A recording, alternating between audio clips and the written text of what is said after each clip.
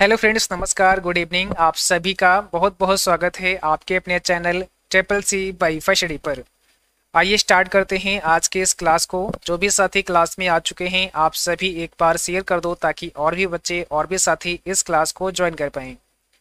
और आज के इस क्लास में 31 मोस्ट इंपॉर्टेंट प्रश्नों को शामिल किया है। ये सभी प्रश्न आपके होने वाले ट्रिपल सी एग्जाम के लिए काफ़ी इंपॉर्टेंट हैं। सो आप सभी इस क्लास को लास्ट तक अवश्य देखें और साथ ही साथ आप सभी अपने मॉक टेस्ट रेगुलर करते रहें। मॉक टेस्ट आप हमारी वेबसाइट www.triplec.com पर कर सकते हैं। जैसे ही आप इस वेबसाइट पर आते हैं तो यहाँ पर आप थोड़ा सा नीचे स्क्रॉल करेंगे, यहाँ पर आपको मॉक टेस्ट मिल जाएंगे जहाँ से आप मॉडल पेपर कर सकते हैं। मॉक टेस्ट हिंदी में कर सकते हैं, इंग्लिश में कर सकते हैं, चैप्टर वाइज मॉक टेस्ट भी आप यहाँ से कर सकते हैं। साथ ही जिन बच्चों को हमारा ई बुक डाउनलोड करना है तो आप अभी ई बुक डाउनलोड कर सकते हैं। किसी भी ई बुक को डाउनलोड करते हैं वहाँ पर आपको 20% का डिस्काउंट मिल जाएगा। नेक्स्ट 24 आवर तक यानी कि अगले 24 घंटे तक आपको 20% का एक्स्ट्रा डिस्काउंट मिल जाएगा। इसके लिए आपको यहाँ पर फ्लैट 20 डिस्काउंट कोड इस्तेमाल करना होगा। तो डाउनलोड करने के लिए आप यहाँ पर भी क्लिक कर सकते हैं या फिर यहाँ ई बुक पर क्लिक करेंगे। जैसे ही आप ई बुक पर क्लिक करते हैं तो आपके सामने एक न्यू पेज ओपन हो जाएगा और यहाँ से आप कोई भी ई बुक डाउनलोड कर सकते हैं जहाँ पर आपको डिस्काउंट मिल जाएगा। डिस्काउंट कैसे मिलेगा ये भी आपको अभी बताते हैं। जैसे यहाँ पर आप देख पा रहे होंगे ट्रिपल सी का कम्बो पैक आपको यहाँ नजर आ रहा होगा जिसमें दोनों ई बुक शामिल हैं। एक आपकी जो रैंडम क्वेश्चन की ई बुक है 1500 प्रश्नों की और एक आपकी चैप्टर वाइज ई बुक है और साथ में यहाँ पर 14 डेज क्रैश कोर्स का PDF है। यानी कि यहाँ पर 3 ई बुक आपको मिलेंगी जिन्हें आप 99 रुपये में डाउनलोड कर सकते हैं। इसका प्राइस है 140 रुपये, बट ये आप 99 रुपीज़ में ले सकते हैं। लेकिन यहाँ पर अगर आप फ्लैट 20 इस्तेमाल करते हैं तो 99 रुपीज़ से भी कम यानी कि इस पर और 20% का आपको डिस्काउंट मिल जाएगा। कैसे आपको लेना है तो यहाँ आपको क्लिक हियर पर क्लिक करना है। जैसे ही आप क्लिक हियर पर क्लिक करते हैं तो आपके सामने पूरा डिटेल आ जाएगा जहाँ पर आप पढ़ सकते हैं कि इस ई बुक में आपको क्या क्या दिया गया है। इसके बाद में थोड़ा सा नीचे आप आएंगे, यहाँ पर आपको लिखा है बाय नाउ, यहाँ पे क्लिक करेंगे। जैसे ही आप बाय नाउ पर क्लिक करते हैं इसके बाद यहाँ पर आपके सामने कुछ डिटेल्स मांगी जाएंगी। आपको अपना नाम देना है और सबसे पहले आप यहाँ पर देख सकते हैं अभी जो आपका यहाँ पर प्राइस आ रहा है वो 99 रुपीज़ आ रहा है। तो यहाँ पर आपको डिस्काउंट कोड इस्तेमाल करना होगा। यहाँ लिखा है हैव ए कूपन, तो click here to enter your code, आप ये लिखना है और आपको यहाँ पर कूपन कोड अप्लाई करना है फ्लैट 20। तो यहाँ पर आपको लिखना है फ्लैट 20। जैसे ही आप लिखेंगे अप्लाई कूपन पर क्लिक करते हैं तो ये कूपन आपका यहाँ पर अप्लाई हो जाएगा और आप देख सकते हैं यहाँ पर आपके 20 रुपीज़ लेस हो चुके हैं, माइनस हो चुके हैं और इसे आप अब 79 रुपीज़ में ही डाउनलोड कर सकते हैं। यह एक कम्बो पैक है, इसमें 3 ई बुक आपको मिलेंगी। ठीक है, तो अलग अलग तीनों आप डाउनलोड कर सकते हैं। जैसे ही आप यहाँ पर प्लेस ऑर्डर करेंगे आपका पेमेंट हो जाएगा। उसके बाद आपके सामने डाउनलोड का ऑप्शन आ जाएगा। अगर डाउनलोड का बटन नहीं आता है तो आप अपना ईमेल चेक करेंगे। जो भी आप ईमेल एड्रेस यहाँ पर भरते हैं उस ईमेल पर भी इसकी एक कॉपी चली जाती है और अपने ईमेल से भी आप डाउनलोड कर सकते हैं और आगे फ्यूचर में कभी भी डाउनलोड आप कर सकते हैं। यानी कि ये कभी भी एक्सपायर नहीं होगा, जब चाहें तब अपना ईमेल आईडी से इस ई बुक को आप डाउनलोड कर सकते हैं। फिर भी अगर आपकी कोई समस्या है, आपका पेमेंट हो जाता है और डाउनलोड नहीं हो पाता है तो आप हमें कॉल कर सकते हैं या फिर हमें व्हाट्सएप पर मैसेज कर सकते हैं 9452299436 पर, या फिर हमें मेल कर सकते हैं info.triplec@gmail.com पर। ठीक है, तो आई होप आपको समझ आ गया होगा और जिन बच्चों को अभी आवश्यकता है तो आप इस ऑफर का लाभ ले सकते हैं जो आपको एक्स्ट्रा 20% का दिया गया है। आइए स्टार्ट करते हैं आज के इस क्लास को। आज का सबसे पहला प्रश्न आप सभी के सामने है और यहाँ पर आपको बताना है कंप्यूटर में इंफॉर्मेशन डैश के रूप में स्टोर किया जाता है। कंप्यूटर में जो इंफॉर्मेशन होता है वो किसके रूप में स्टोर होता है? Analog data, digital data, modern data या बर्स्ट डेटा? चलिए कौन सा यहाँ पे आपका राइट आंसर होगा जल्दी से बताना है सभी बच्चों को। और जो भी साथी क्लास में आ चुके हैं आप लोग एक बार शेयर कर दो ताकि और भी बच्चे और भी साथी इस क्लास को ज्वाइन कर पाएँ। तो कंप्यूटर में इंफॉर्मेशन डिजिटल डेटा होता है ना, यानी डिजिटल रूप में सारी इंफॉर्मेशन होती हैं। तो ऑप्शन नंबर हो जाएगा यहाँ पर वी। चलिए क्वेश्चन नंबर 2 में आपको बताना है एरर यानी कि त्रुटि को डैश भी कहते हैं। एरर को आप और किस नाम से जानते हैं? एरर को और किस नाम से जाना जाता है ये आपको बताना है। तो यहाँ पर आपका सही जवाब हो जाएगा ऑप्शन पहला बग। एरर को बग नाम से जानते हैं। ठीक है, और एरर को दूर करना, डिबग कहलाता है। तो ऑप्शन यहाँ पर हो जाएगा वी। अगर आपसे पूछें कि एरर को दूर करना क्या कहलाता है, डिबग कहलाता है, और एरर बग नाम से जानी जाती है। कंप्यूटर सिस्टम में डैश के माध्यम से टेक्स्ट और न्यूमेरिकल डेटा प्रवेश करने की पद्धति सर्वाधिक सामान्य पद्धति है। कंप्यूटर सिस्टम में डैश के माध्यम से टेक्स्ट और न्यूमेरिक डेटा प्रवेश करने की सबसे सामान्य पद्धति कौन सी हो सकती है? कीबोर्ड हो जाएगा आपका यहाँ पे करेक्ट आंसर, ऑप्शन नंबर पहला कीबोर्ड। ठीक है, चलिए सीपीयू का फुल फॉर्म आपको बताना है। सीपीयू का पूरा नाम क्या होता है, फुल फॉर्म क्या होता है? जल्दी से जवाब करना है सभी को। सीपीयू का फुल फॉर्म क्या हो जाएगा? सेंट्रल प्रोसेसिंग यूनिट होता है, तो यहाँ पर हो जाएगा central processing unit. Option number B आपका करेक्ट होगा, central processing unit. Question number 5 में बताना है निम्न में से किस मेमोरी चिप की गति अधिक तेज है?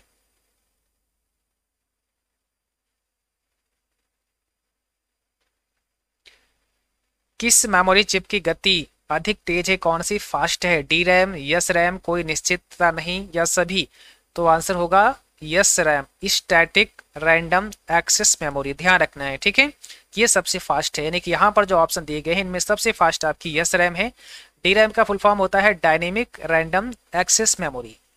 डी रैम को रिफ्रेशिंग मेमोरी भी कहते हैं और यस रैम को नॉन रिफ्रेशिंग मेमोरी भी कहा जाता है। ठीक है, दोनों कैसी मेमोरी हैं? दोनों वॉलेटाइल नेचर की मेमोरी हैं, यानी कि दोनों मेमोरी वॉलेटाइल नेचर की हैं, ये भी आपको ध्यान रखना है। सीपीयू का वह भाग जो अन्य सभी कंप्यूटर कंपोनेंट्स की गतिविधियों को नियंत्रित करता है वह निम्न में से है। सीपीयू का वह भाग जो अन्य सभी कंप्यूटर कंपोनेंट्स की गतिविधियों को नियंत्रित करता है उसे क्या कहते हैं?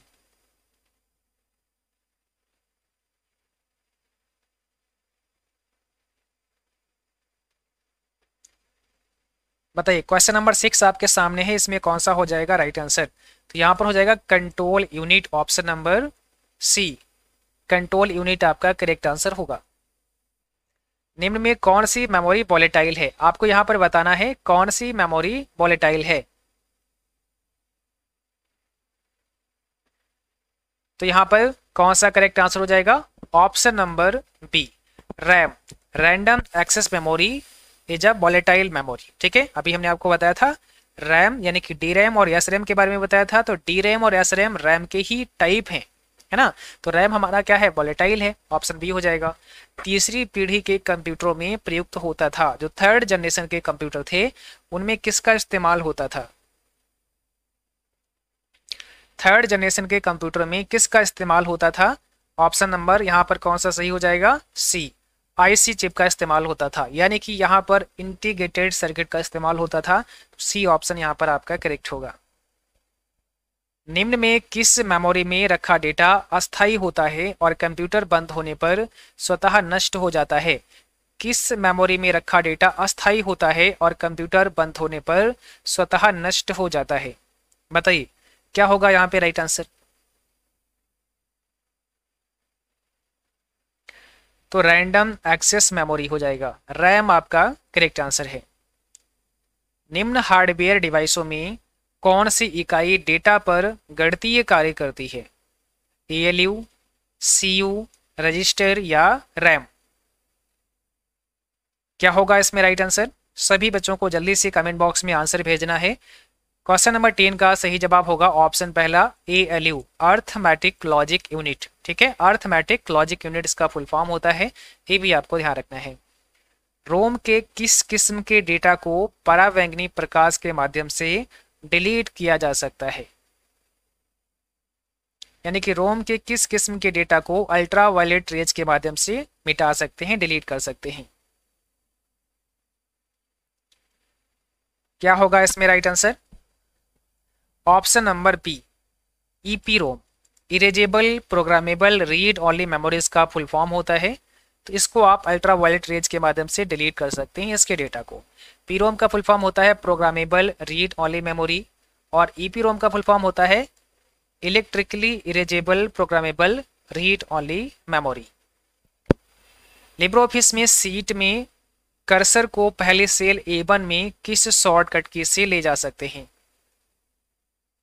यहाँ पर बताइएगा क्या होगा। लिब्रे ऑफिस में सीट में कर्सर को पहली सेल पर आपको ले जाना है, यानी कि A1 सेल पर आप ले जाना चाहते हैं, तो कौन सी शॉर्टकट की आपको इस्तेमाल करनी पड़ेगी।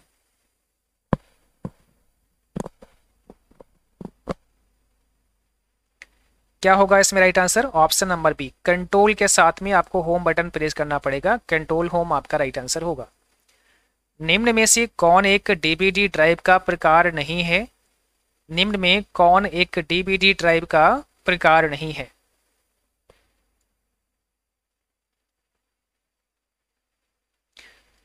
तो यहाँ पर डीवीडी रैम, डीवीडी RW ये सभी ड्राइव का प्रकार है, बट यहाँ डीवीडी RD नहीं है। ठीक है, तो ये आपका सी ऑप्शन करेक्ट है।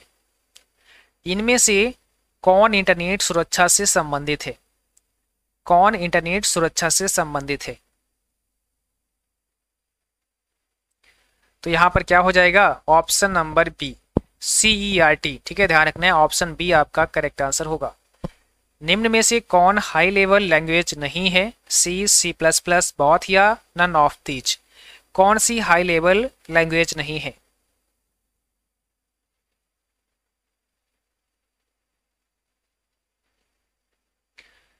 क्या हो जाएगा, कौन सी हाई लेवल लैंग्वेज नहीं है। तो ये सभी आपकी हाई लेवल में आती हैं, इसलिए नन ऑफ दीज का ऑप्शन करेक्ट होगा। सभी आपकी हाई लेवल हैं, C और C++। राइटर डॉक्यूमेंट में बाय डिफॉल्ट टेक्स्ट का अलाइनमेंट क्या होता है। राइटर डॉक्यूमेंट में बाय डिफॉल्ट टेक्स्ट का अलाइनमेंट क्या होता है, कौन सा होगा राइट आंसर। बताइएगा, यहां पर सही जवाब क्या हो जाएगा, ऑप्शन नंबर बी हो जाएगा, लेफ्ट। ठीक है, राइटर में डॉक्यूमेंट का बाय डिफॉल्ट टेक्स्ट का अलाइनमेंट लेफ्ट साइड से होता है। लिब्रे ऑफिस राइटर में प्रिंट प्रीव्यू के लिए किस कमांड का उपयोग किया जाता है। प्रिंट प्रीव्यू के लिए कौन सी कमांड होती है।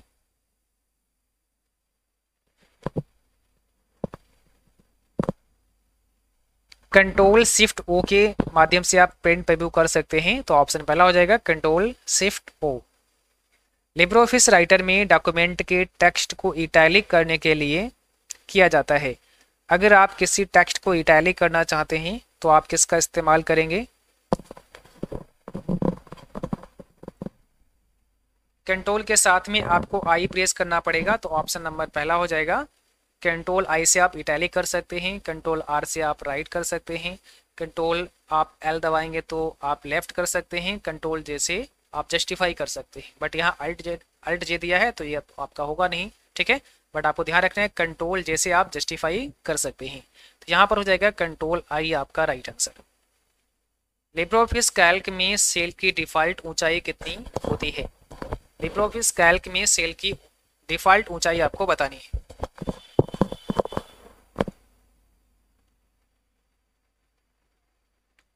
ऑप्शन नंबर बी 0.18 इंच होती है, ध्यान रखना है 0.18 इंच होती है।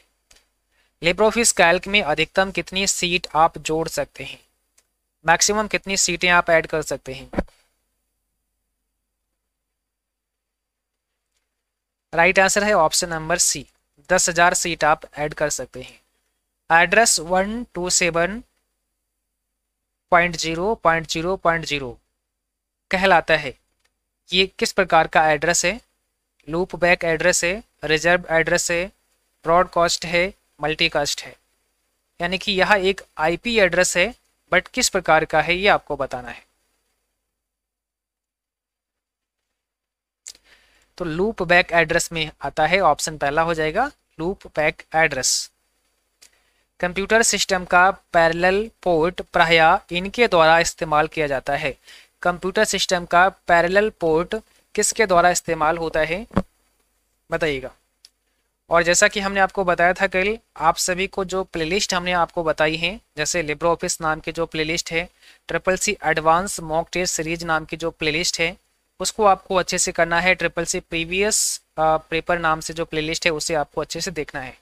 और CCC advance 14 days crash course जो है उसका PDF, जैसा कि अभी हमने बताया था 99 रुपीज़ का जो ईबुक है उसी के साथ में जोड़ दिया गया है। तो जब आप 99 वाला ईबुक लेंगे तो वहाँ पर आपको वो क्रैश कोर्स का PDF भी मिल जाएगा, आप लोग वहाँ से भी पढ़ सकते हैं। ठीक है, बताइए तो यहाँ पर क्या होगा, ऑप्शन नंबर पहला होगा प्रिंटर। डिफ़ॉल्ट रूप में लिब्रे ऑफिस कैल्क में कितनी वर्कशीट होते हैं? लिब्रे ऑफिस कैल्क में डिफ़ॉल्ट रूप से कितने वर्कशीट होते हैं ये आपको बताना है। तो यहाँ पर ऑप्शन बी है आपका, डिफ़ॉल्ट रूप से केवल एक वर्कशीट होता है, बाकी आप चाहें तो मैक्सिमम 10,000 ऐड कर सकते हैं। लिब्रे ऑफिस कैल्क स्प्रेडशीट में रो की संख्या कितनी होती है? लिब्रे ऑफिस कैल्क में कितनी रो होती हैं आपको ये बताना है।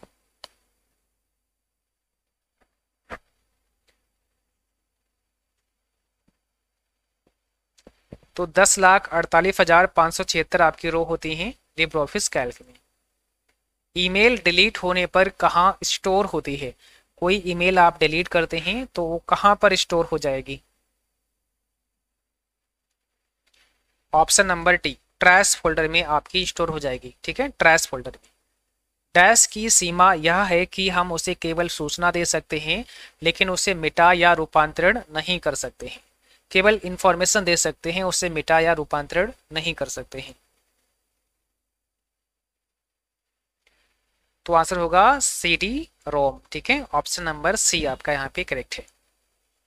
किसी फार्मूले में सेल एड्रेस A4 का मतलब यह है कि यह रिलेटिव सेल रेफरेंस है, एब्सोल्यूट सेल रेफरेंस है, मिक्स्ड सेल रेफरेंस है या सभी। यानी कि कोई भी आपका जो सेल एड्रेस है अगर उसमें $4 दिया गया है तो ये किस प्रकार का सेल रेफरेंस है? ऑप्शन नंबर सी हो जाएगा, यह एक मिक्स्ड सेल रेफरेंस है। ऑप्शन नंबर सी यहाँ पे आपका करेक्ट होगा। ठीक है, मिक्स्ड सेल रेफरेंस होगा। बट अगर यहाँ ए से पहले भी डॉलर का साइन आ जाए तो ये क्या होगा आपका? तो फिर आपका ये एब्सोल्यूट सेल रेफरेंस होगा, है ना। ऑप्शन नंबर फिर आपका हो जाएगा बी, एब्सोल्यूट सेल रेफरेंस, फिर इसे आप बोलेंगे। बट केवल एक आपका कॉलम या रो के सामने डॉलर है तो ये आपका मिक्स्ड सेल रेफरेंस होगा। और अगर नॉर्मल जैसा कि A4 या A5 दिया है तो इसे आप रिलेटिव सेल रेफरेंस का नाम देते हैं। ठीक है, तो यहाँ पर क्या होगा? मिक्स्ड सेल हो जाएगा। आगे आपको बताना है ई वॉलेट का इस्तेमाल होता है, कौन सा यहाँ पे करेक्ट आंसर होगा? Cheque payment, cash payment, digital payment या इसमें से कोई नहीं। ई वॉलेट का इस्तेमाल किस लिए होता है? तो डिजिटल पेमेंट के लिए होता है ना। इससे हम डिजिटल पेमेंट कर सकते हैं। यहाँ पर आपको बताना है इंटरनेट टेक्नोलॉजी में SMIME का फुल फॉर्म क्या होता है। तो यहाँ पर कौन सा करेक्ट आंसर हो जाएगा?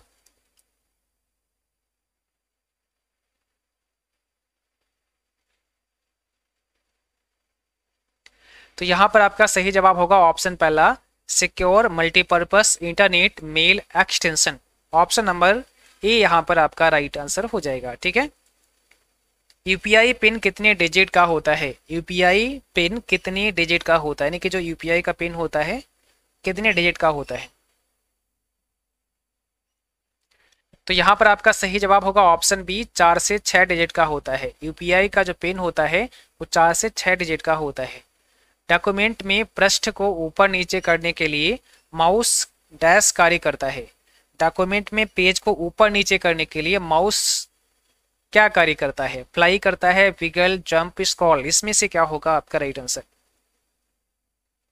तो माउस क्या करता है? स्क्रॉलिंग करता है ना। ऑप्शन डी हो जाएगा, स्क्रॉल करता है। स्क्रॉल आप ऊपर नीचे करते हैं। ठीक है, पेज को आप ऊपर नीचे कर सकते हैं। आपने देखा होगा माउस में बीच में एक स्क्रॉल व्हील होता है, स्क्रॉल करने का पहिया सा लगा होता है, उससे हम ऊपर नीचे कर सकते हैं, स्क्रॉल कर सकते हैं। तो यहाँ पर हो जाएगा डी ऑप्शन आपका करेक्ट आंसर। तो आज की क्लास बस यहीं तक थी। आई होप आप सभी को पसंद आई होगी। क्लास अच्छी लगी हो उसको लाइक करना, शेयर करना। और आज की इस क्लास का PDF भी आप सभी को हमारे मोबाइल एप्लीकेशन पर मिल जाएगा। तो मोबाइल एप्लीकेशन में आपको जाना है, वहाँ पर CCC स्टडी मटेरियल में जाना है, जहाँ पर आज की इस क्लास का PDF भी आप लोग डाउनलोड कर पाएंगे। तो आज के लिए बस इतना ही, मिलेंगे आपको नेक्स्ट क्लास में। तब तक के लिए गुड नाइट, जय हिंद, बाय बाय।